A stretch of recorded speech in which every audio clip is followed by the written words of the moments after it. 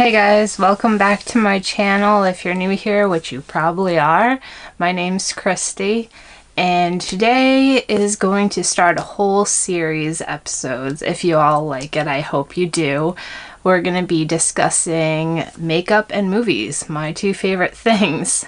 So I figured I'd integrate the two of them together, do my makeup, talk about movies, some old, some new. Today we're going to be talking about actually one of my favorite movies, Fire in the Sky. It's a 1993 film.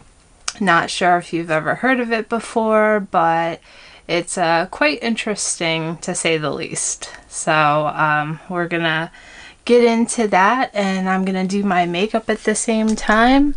I'll zoom in a little bit, and we'll just get started.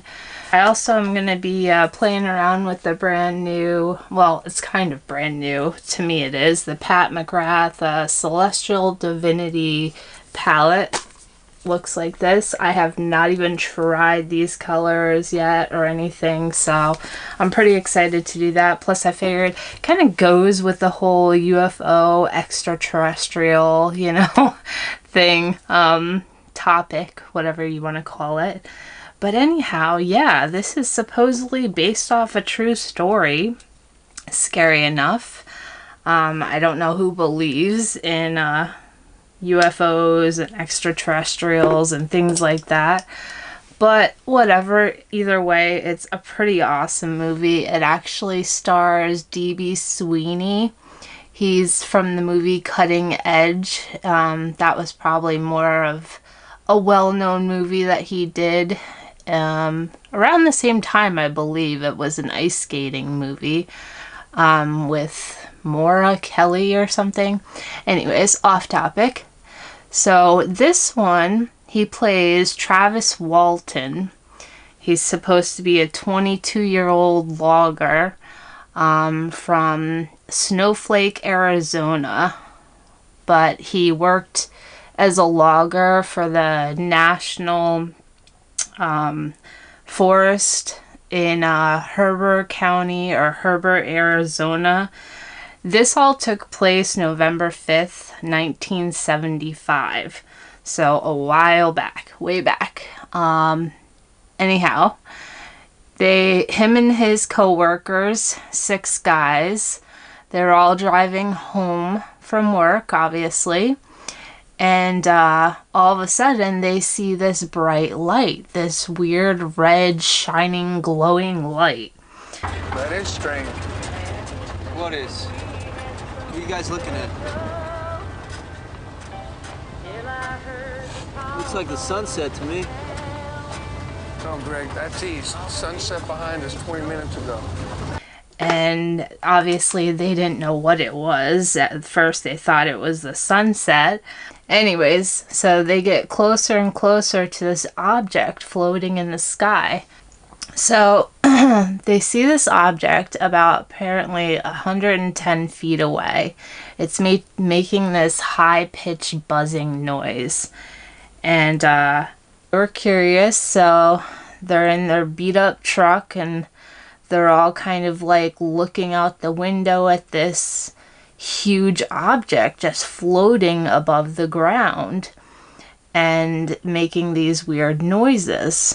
Well, obviously, the rest of them are freaked out and, you know, they're a little bit intrigued, but Travis, being Travis, was a curious cat, apparently. Not I would be running. I would be, well, not running. I'd be driving as fast as I could in the opposite direction. But he gets out of the truck, and apparently he wants to go check out what this thing is. Travis! What the hell's he doing out there? Get back to the truck! What the hell is that? Get back in the truck!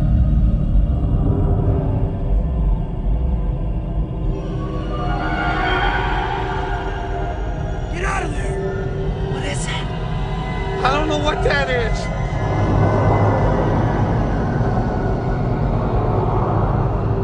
So he gets out of the truck and he's looking above himself and getting right underneath this flying object, this UFO. Crazy dude. And all of his buddies and coworkers are like, Travis, get back in the truck. What are you doing? You know, as you would with any of your friends. Like, what the hell, dude? Let's get out of here. Let's go. And he was just like, oh, it's fine, you know, whatever. So, like, it's a while to where, you know, he's checking out this thing and they're screaming at him to get back in the truck. And all of a sudden, he gets knocked over by this beam that shoots out from the UFO. And he gets knocked to the ground, like flipped probably 50 feet in the air.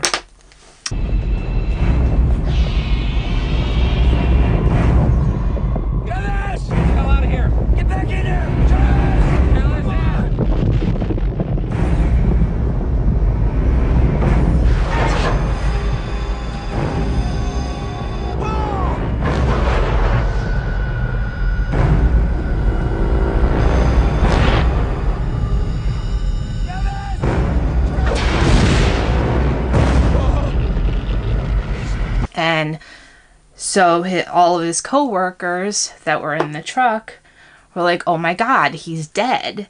And so Mike, his best friend who was driving the truck, you know, really didn't want to leave his friend, but at the same time he was freaked out and he was like, well, I guess he's dead. I don't know. And, you know, the rest of the guys are like, just go, Mike, go.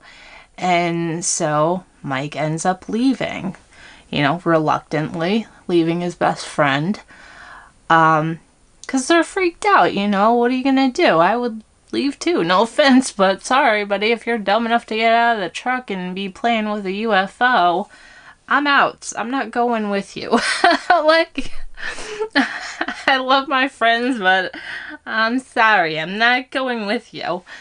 But, so anyways, they all drive away. They have no idea what happens to Travis next. And he gets sucked up into the UFO, obviously.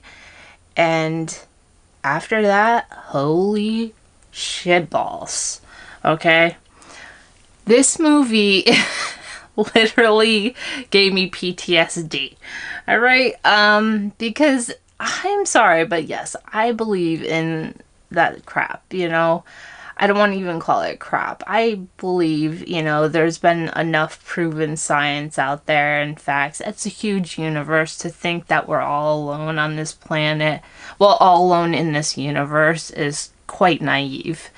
You know, comment below if you even believe in this stuff. You know, it's fun to talk about, you know, ghosts and aliens. It just intrigues me. Not that I ever want to experience those things, but yeah, so once he gets up into the spaceship, you can only imagine what happens. So at first he's, you know, floating in this spaceship and he sees these alien looking suits, and at first he thinks that they're just space suits.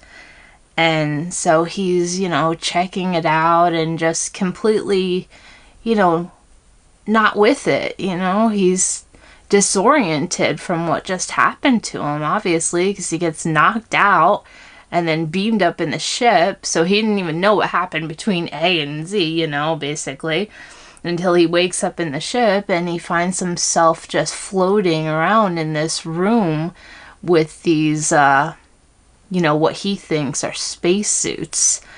And soon to find out, he encounters the aliens. Or a alien.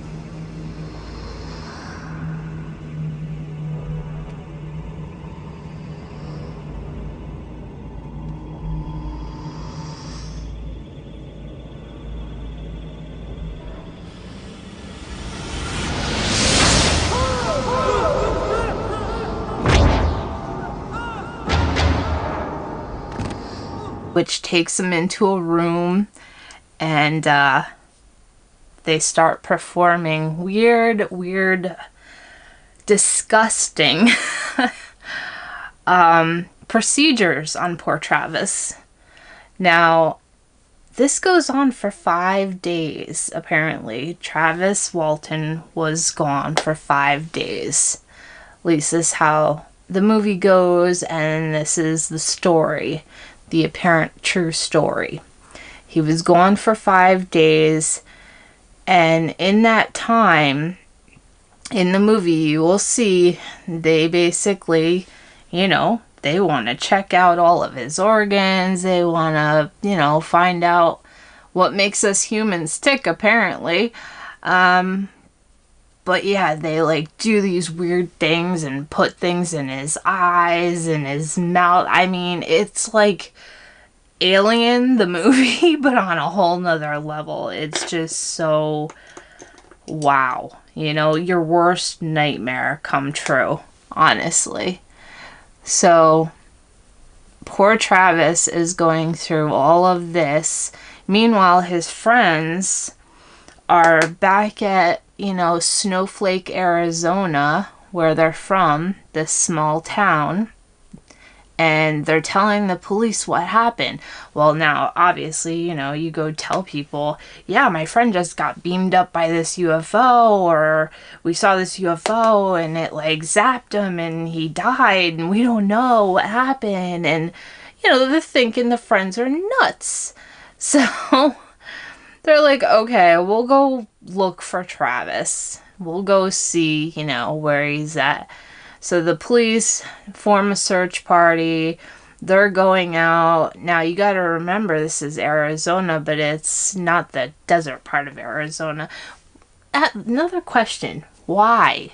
Why does all the weird UFO stuff happen like Arizona, New Mexico? I think that's even where like Area 51 is or something, if I remember correctly. Anyways, I don't know. There's just a lot of weird stuff that happens down there. I don't know if it's because there's a bunch of open clearing. What's your thoughts? Tell me below. Anyways, so they have the search party out. They can't find this poor guy anywhere. So obviously they assume foul play. They assume these blue collar, you know, workers that have some questionable backgrounds did something to Travis, you know, murdered him or killed him and buried the body somewhere. But they're going through huge forests and grounds searching for Travis for days until finally, 5 days later, after he goes through all this torture, and wow. Just an FYI, it's on Amazon Prime right now. You can watch the movie for free if you have Amazon Prime, which we do. But yeah, so he comes back 5 days later and is on the highway just walking, completely disoriented again. But this time, you know, the spaceship just leaves him. And after that, he is again questioned by authorities. His friends are all like, what happened to you? What the heck? You know, we thought you were dead, da da da. And obviously, after all the torture this poor man went through, he had major trust issues, nightmares. A cool thing is we can actually go on YouTube and there's like a documentary on his story. It's one of the well-known cases. So if you haven't heard of this movie, I would highly suggest it. Just be forewarned, inside the spaceship, you know, what he goes through is quite graphic and quite disturbing on many levels. So there's your warning. But anyhow, so he's like full on, you know, freaking out still. And, you know, very scared. Doesn't know if the aliens are going to come back for him. you know. And meanwhile, the police are still, you know, questioning, okay, something more went on than what we're being told here. Because again, they don't believe in any of this stuff. And it starts getting national attention. And, you know, people are everywhere wanting to know what happened to Travis. And, you know, the media goes crazy and wants to all be involved. And, you know, meanwhile, poor Travis, he's just gone through this, like, traumatic experience. He just wants to be left alone. And he's so terrified, he can't even sleep, which, I mean, would you be able to sleep? Seriously. And, you know, so he's just, you know, doing strange things, acting weirdly, not trusting anybody. You know, if somebody touches him, he freaks out. You know, he's just really suffering and going through a lot of trauma still, you know. Can't sleep. And meanwhile, the investigators end up giving these 6 friends, including his best friend Mike, a polygraph test. Because they still want to know, even though they found Travis alive, you know, not without, you know, scars and markings and all the things that he explained, well, later explained what had happened to him in the spaceship, of what he could and couldn't remember because he was kind of in and out of it while they were torturing him. And, you know, it all lined up. And interestingly enough, his 6 coworkers all took a polygraph test because the investigators, again, they didn't believe anything. You know, these guys were saying. They're like, yeah, okay, they're all young kids. I think the youngest one was 17, scared shitless, and as anybody would be. And so they all made him take a polygraph test. Guess what? 5 of them all passed polygraph tests with flying colors. The one came back inconclusive, and I think that was from the youngest one. Probably just because he was scared in general, because I don't know if you know how polygraph tests work, but they mainly work off of, they're quite accurate, even though a lot of people have debunked them and they're non-admissible in court, blah blah, but they go by your heart rate and, you know, how you're speaking and all of that different stuff. So if you're nervous, yes, you can end up failing, but if you're telling them the truth, you're not going to be nervous. You're going to be very frank. You're going to be very matter of fact, you know, and these guys were, and their stories were all matching up, you know, of what they saw and what they, you know, encountered. And all of Travis's markings and bruises and, you know, injuries, basically, from being cut and sliced and, you know, all these disgusting things that the aliens did to him, you know, all matched his story. Like, how else would you get these things in the middle of the damn woods, you know what I'm saying? So it's still going back and forth on, you know, whether it was a hoax or some elaborate scheme. You know, there's tons of critics and skeptics out there. But I will say one thing. D.B. Sweeney killed it acting-wise in this movie. Because you see him go from the cutting edge, the ice skating movie, to this movie. And wow, like 2 completely different types of movies. But, I mean, the fear he played extremely well. I will say that much. And the movie actually did get, you know, quite a bit of acclaim. So anyhow, Travis Walton, he later, in 1978, ended up writing a book about his encounter and, you know, what had happened to him.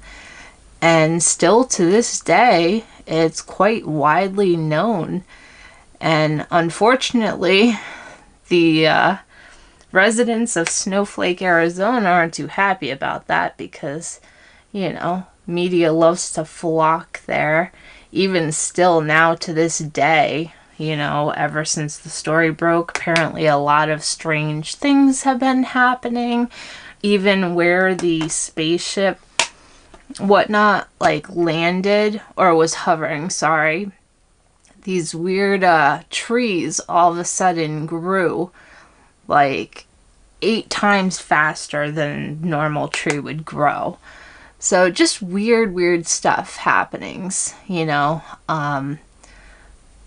But yeah, luckily the aliens never came back for Travis. You know, they basically got what they wanted from him and went on their merry way. But, you know, it did end up taking a huge toll on his relationship. Still all friends to this day, and they still stick to the story 100%. Like, you can look it up on YouTube and see the documentary that I think has recently been done. Let me dig into this Celestial palette. I'm pretty intrigued by these colors. Looks like they're mainly glittery colors. So anyways, yeah, what do you guys think? I mean, if you've seen the movie, tell me your thoughts of what you think below. And even if you haven't seen the movie, you know, let me know what you think in the sense of, you know, alien abductions and sightings and things like that. I'm just interested, you know. Just like I asked in my last video. It's pretty cool. I asked if any of you guys have had ghost encounters. And someone left me a pretty cool story. And I do want to thank you very much for that story because it was quite intriguing. I even told my husband, and he was like, that's cool, about the castle. I want to say it was from Amanda. But yeah, you know who you are. Thank you very much for that comment. I appreciate it. Yeah, anyways, that's basically what happened in Fire in the Sky. A lot of other things happened too, you know, that are quite graphic and whatnot. And you'll see his behavior just completely changes after the abduction, you know, like any of us would. You know, you'd touch him and he would just like go underneath a table and hide, and he was just absolutely terrified. He was terrified. He didn't know if these aliens were going to come back and torture him some more. You know, he didn't want to leave his home. He didn't want to talk to anybody. He just was absolutely terrified, you know. And he says to this day, and it's been 40 years, he says, to this day, or around 40 years, he's like, still has trouble with it. You know, obviously he's accepted what's happened to him and, you know, wants other people aware. Because, you know, at the time you're 22, you're fearless, and, you know, you're kind of dumb. Let's just be honest. You know, I'm sure he regrets getting out of the truck and not taking his friend's advice of, get the hell out of here, get back in the truck, Travis, let's go, da da da. I'm sure he wishes that he listened to his friends, because then he wouldn't have had to go through what he did. Several alien abduction accounts out there that are interesting and have been, you know, some have been captured on film, you know, which are quite neat. Obviously, many skeptics are like, oh yeah, that's just, you know, a beam of light, or that was all just put together by a video creator. You know, you're always going to have skeptics out there, and it's good to be skeptical. I'm not saying that it's not, but, you know, to a degree, I would venture to say that somebody is not going to just disappear out of thin air for 5 days in a place where, you know, yes, you could be hidden away for a while, but one, why would he do that to his friends? And two, how in the world would all of his friends see what happened. In a sense, they all saw the same UFO. They all saw like Travis get beamed by this UFO and knocked to the ground, you know, and you know what I mean? Like, that just wouldn't happen. And them to all pass polygraph test. And I will tell you something. It is quite difficult to pass a polygraph test if you're lying. I know this because I have some friends, actually, that have had to take polygraph tests going into law enforcement and whatnot.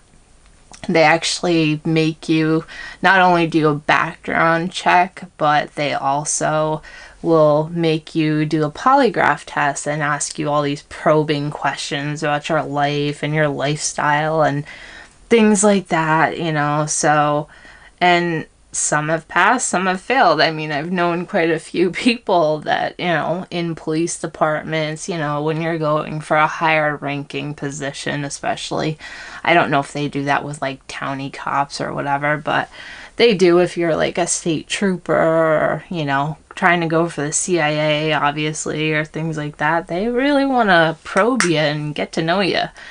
But it's no joke. Like, it's pretty difficult to pass a polygraph test if you're lying. So, which is why I'm kind of surprised that they're not admissible in court, but that's just me.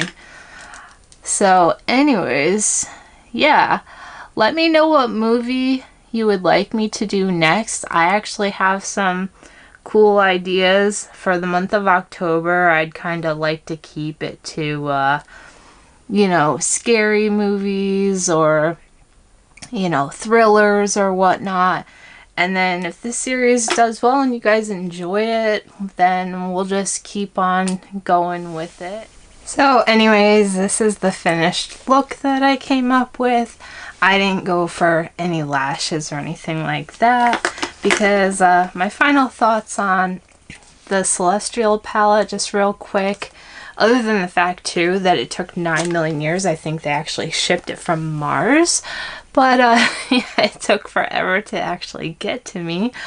But, yeah, I wouldn't recommend this. There's a lot of fallout. A lot of, patchiness and whatnot. Yeah, I wouldn't say that it's worth the $84 I think I paid for it with the shipping and everything like that. It's up to you, but personally, my opinions, I've seen much better chromed and glitter shadows. So anyway, that's my thoughts on the palette. But anyways, yeah, I hope you liked this series, and, you know, let me know in the comments if you want me to continue doing the movies and makeup or makeup movie Mondays. I will definitely be happy to do so. As I said, I'm a huge movie buff. I can pretty much talk about any movie that there is out there. I mean, my God, I still have VHS tapes. Yeah, I've loved movies forever, as long as I can think of, possibly. Oh, and as for the hair, bad hair day. That's why this is going on, just to let you know. Please make sure you subscribe, hit that notification bell, and thank you so much for hanging out with me. I upload every Mondays and Fridays, at least that's the plan, how it's been going. Obviously, makeup and movie Mondays will be on Mondays.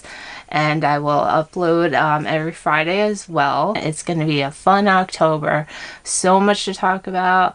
So much to do. We have some great FX stuff coming and more hauls. I just bought a whole bunch of stuff, so I'm going to be doing a haul.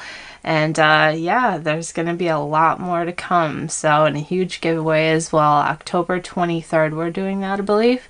I listed it in one of the description bars, so as well as all the makeup that I am wearing. I know I didn't really discuss it. I was discussing the movies. I'll link it below in the description bar. Anyways, thanks for hanging out with me, and I will see you in the next video. Bye, guys.